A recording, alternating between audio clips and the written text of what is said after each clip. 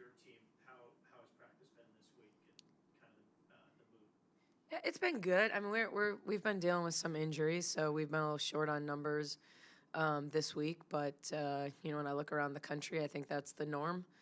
So I don't think we're the exception there. And but I think the focus has clearly been um, kind of the intricacies of zone offense. It's you don't have to reinvent the wheel. Like I was kind of explaining to the team that while we have a large playbook of man plays, when push comes to shove, we probably kind of run our continuity ball screen offense more than we run anything, and it's really really successful. That's really what we ran against Kansas State to get out to a lead. So it's not about having like perfect zone offense. It's about understanding where the holes are in the zone and being able to find them and move into open space and get good angles and understand where the 2-on-1 is when you start shifting the ball. And I just felt like, for us against Kansas State, the ball stuck when it needed to move and moved when it needed to stick.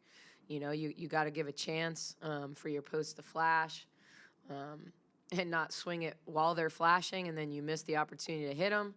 At the same time, you don't want to hold it when you're swinging the ball and eliminate your advantage on the backside. So, really just kind of practice has been about trying to get them to read and cut and play together, really kind of work in tandem. I think they understand ball screen offense and their reads and when teams do certain things to us, but being able to be better at moving and cutting against the zone and what they're looking for, kind of read 1, 2, 3, and going through basically started with football, like their progression, as they, do I have shot? Do I have the drop pass? Do I have the diagonal? That type of thing. So just trying to get them to really understand their read. So a lot of teaching since the last game. Have you seen appropriate steps in terms of attacking that? Yeah, I mean, there's growth. I mean, we're obviously not playing an opponent. We're playing against each other. We're playing against our guys. I thought 2 days ago our guys simulated a zone really, really well. I thought yesterday it was a little too easy at times because certainly we're teaching them a zone,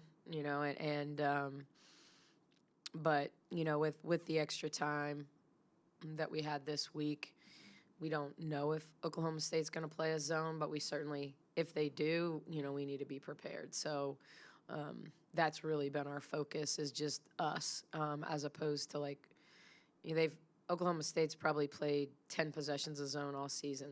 They haven't been a zone team.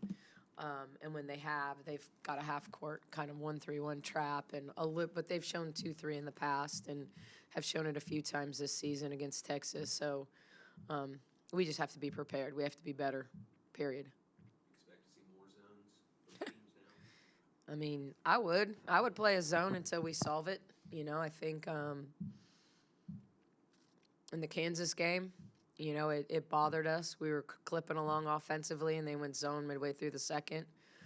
They still played some man in the second half, but they mixed in more zone against us than they've played all season, probably in the last 2 seasons combined. We saw all zone against Iowa State. Kansas State was 99.9% zone or man until we played them.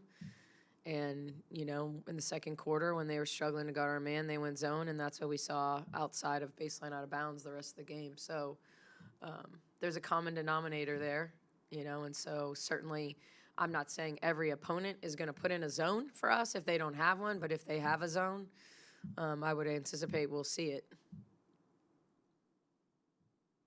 What's Sarah's kind of outlook in terms of, I know she's been kind of dealing with some nagging injuries. How's she doing? She's fine. I mean, she's had some cramping issues, some hydration issues, but mainly she just needs to see the ball go through the basket. I think nagging injuries and cramping are a lot easier to deal with when the ball is going through the basket. And I think that's the biggest thing. Like, her shot prep has to be good. I think she's turned down some shots that she normally wouldn't turn down. and then, has to get her shot prep has to be right. She's got to get herself to the 3-point line. Against the zone, she was hovering 5-6 feet behind the arc. She certainly got deep range and capable, but the numbers say that's not where she should shoot it. So really working with her on and making sure she's getting to open space and prepared to shoot it, and then read the one more if that's, people don't usually leave her a lot in 2-on-1 situations, but we'll see. I mean, she just needs to see the ball go through the basket. Has she shared with you some of that frustration, maybe from her side, of just maybe not dealing with this,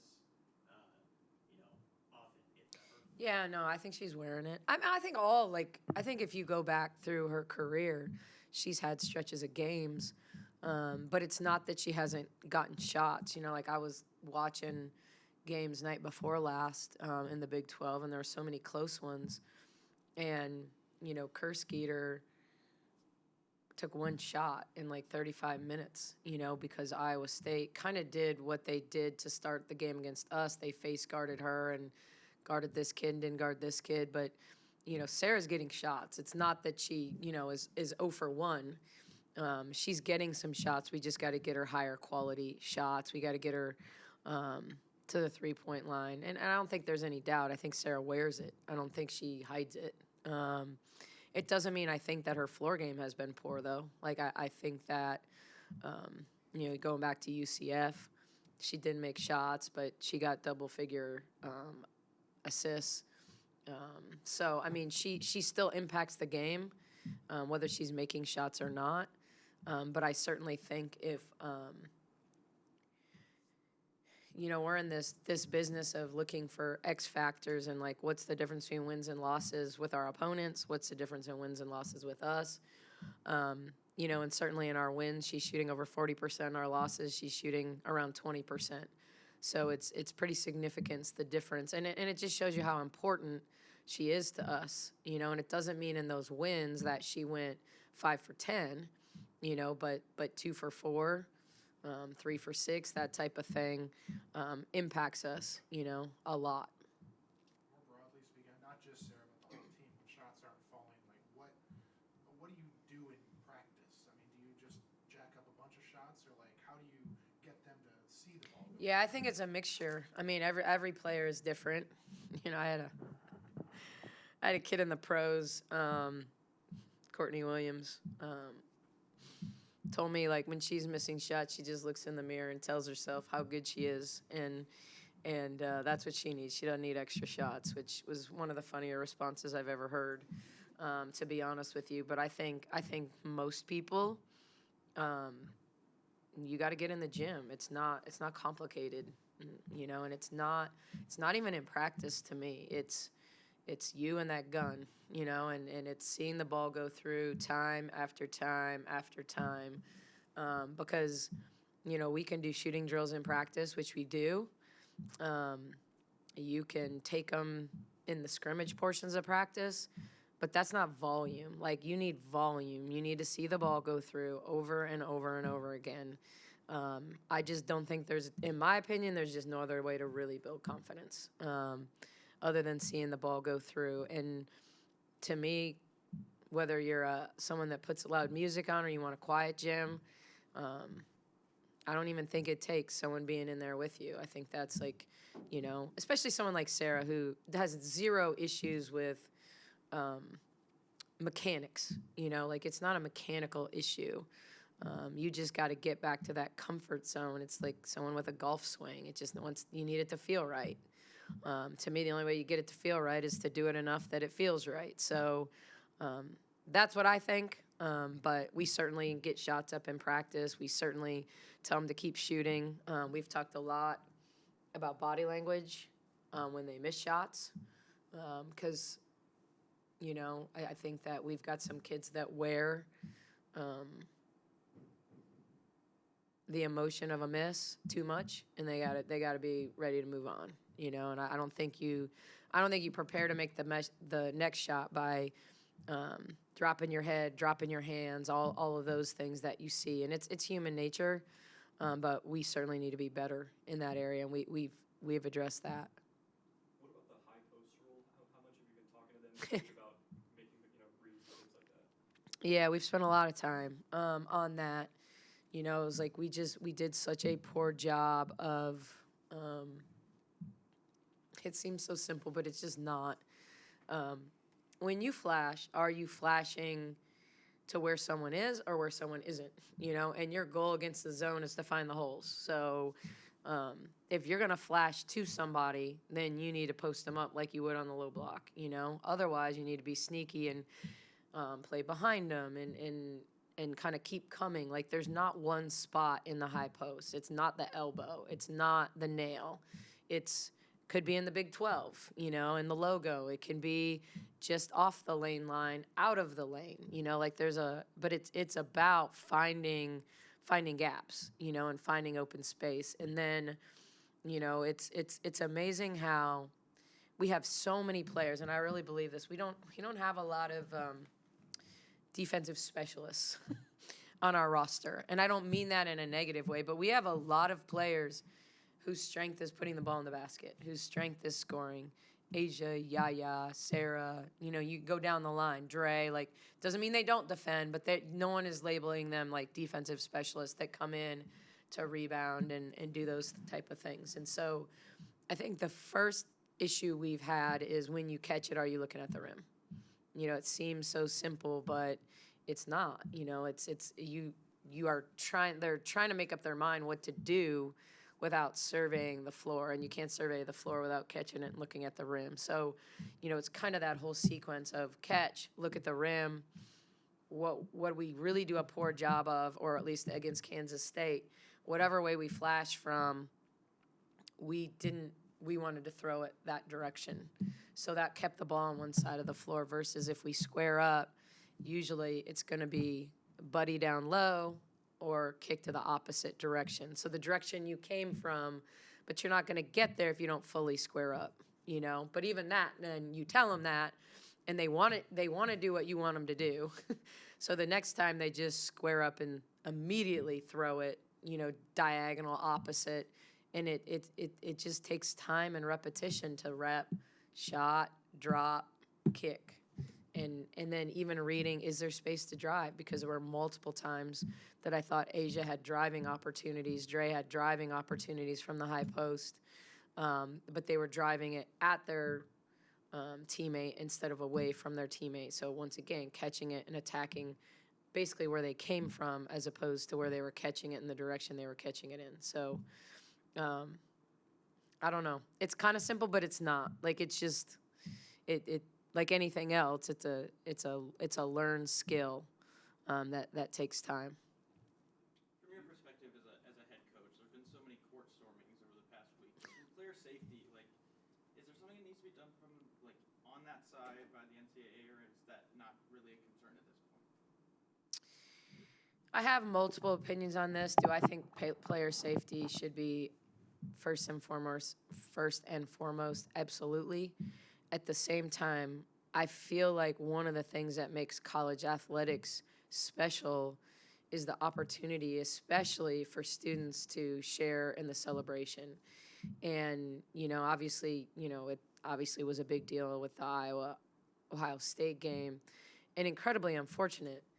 But the fact that there was 18,000 people in Columbus watching a women's basketball game, I don't want to say that the story wasn't that, but the story was 18,000 people. And whether they got 18,000 because of Caitlin Clark coming to town, there was 18,000 in Baton Rouge last night, and tickets were $3,000 on resale value. Like, that just makes this a really, really special time in college women's basketball. And so I would hate for it to be teams to be penalized for all we're doing is trying to make women's basketball cool. And the only way you can be cool is if you involve students. You're not seeing a lot of people climbing walls that aren't 18 to 22 years old, and running onto the floor. So certainly I think we need to understand and be prepared in those situations. But I also would hate to see us overreact to the point that we don't let college students be college students and really, really enjoy what was an amazing game or what led to that. So So yeah, and you don't see me arguing in the handshake line either. So I tend to. Do you have a goal? Do you have a number of turnovers you shoot for each game? Under 12. Yeah. Under 12. It's right where we were at, where we're just like, and not all turnovers are created equal. So I think, what type of turnover is it? Did you just overthrow it by an inch and it was a good transition push and you want to reward your big for running? That's a whole lot different. Was it an illegal screen? I'm a little more forgiving of an illegal screen because it means we set one. So I think it kind of depends on the type of turnovers. But I think we have a chance to win anytime, we're 15 or under. But 12's the number. 12's the number. Yeah, just kind of wanted to talk about Oklahoma State. Yep. Obviously, last time you guys went to Stillwater. not the Thanks. best- Not the best result. How do you make it a better result this time around? Stillwater's been bad to us. Like, this will be the third time. The first time was the snowstorm and we got stuck up there. We played horribly, but found a way to win. But I mean, it was bad. Ask anyone on that team; they tell stories of that halftime talk. But I think it comes down to our interior defense has to be on point against Gusters. Obviously, a player that was here. I think our ball screen defense has to be on point. Last year, our ball screen coverage against them was atrocious. They were really good in ball screens last year. They had 3 guards, all good in ball screens. Alnadas, Ossie, and Milton were really good. This year, Ossie has the ball in her hands a lot. She's kind of their primary attacker off ball screens. Not that they don't set ball screens with other kids, but she is really, really good at getting you to the level of the screen. If you want to fight over it, Jade is so good for us getting over screens a lot of times, but she hasn't had a lot of kids like take her to the level and hostage her down and hold her off when she comes off, and then she does a good job of reading. Did they switch? She's going to bounce it back and play to her post up. If Jada's on Gusters, we're in trouble. She does a good job of reading the tag and throwing the hook pass to the backside. Like, she's really, really good for them and a really key for them. So we have to be really good in our ball screen coverage in particular when it's her and Gusters. And then regardless of what they play, I mean, they've been 99% man, but, we have to get back to playing with pace. I'm not sure I said this in my post-game presser, but as I watched the game and was, like, processing the Kansas State game, going into UCF, we have 22% of our offense was transition. Our pace is really, really important for us, and we have a lot of different people that score in transition. I thought the nature of Kansas State's offense, I don't want to say lulled us to sleep. I think it lulled us to be tired, and we played more people, more minutes than we've played in any game this season that wasn't a 30-point victory. And so it wasn't that we didn't have fresh bodies out there or we're overplaying kids and playing them 40 minutes. But I think their tempo, I think the way Kansas State passed, cut, screened, played to the last 10 seconds, not always to the last 3, 2, 1, but played to the last 8 seconds of the shot clock. I think when we got a rebound, we were just happy to get a rebound, and we just didn't attack and create numbers. And so I think regardless of how our opponents play, we need to be focused on pushing, not necessarily taking an early shot, but putting pressure on the rim in transition. And I think that's one way to beat a zone is to not let them get set up. It's hard to transition into a zone. That's why you see a lot of teams go make-miss, zone on makes, man on misses type thing, because it's easier to play transition defense in man. But, I think those are the key things. We have to take the 3 away from Garzon. Hurd is an unbelievable freshman in this league. Like, she's just done such a good job getting to the free throw line, getting on the offensive glass. So we got to play personnel really, really well. We got to use our depth. We got to be poised. I think we got to be more poised. You're welcome.